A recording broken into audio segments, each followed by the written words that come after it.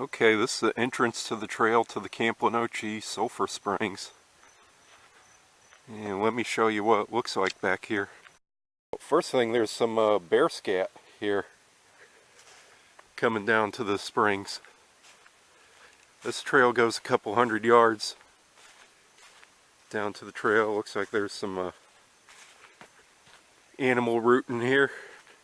Now, through the woods here is a place that few people know about. We call Bathtub Springs. In the 1950s, the camp staff kind of used as kind of a little hidden recreation area. It's a little spring, and last I saw years ago it was filled up with leaves. And back in the 50s they used to have benches around, but you could still see in the 1980s and 90s some of the old wooden planks there around it.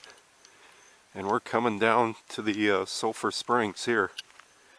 And it's believed that this used to be part of a area. They had a hotel up on the cow pasture coming into the camp that burned down, I don't know, in the 1920s.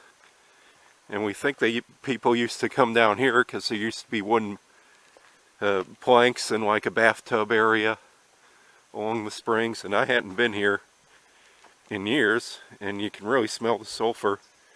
You can still see some of the wood, the wooden posts there. Wow, and real pretty this morning.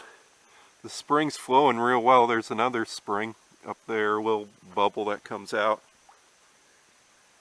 The water's nice and aqua green colored.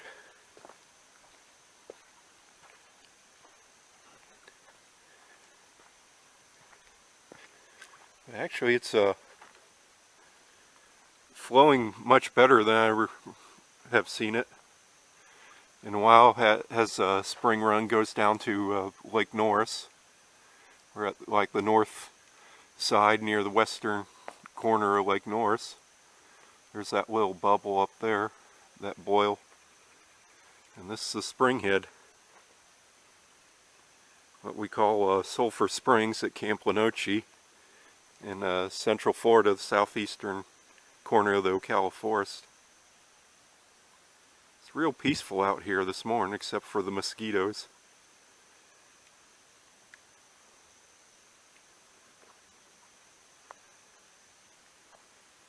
But it's always a wonderful place, and there's osprey nests in the cypress trees where it runs into the lake.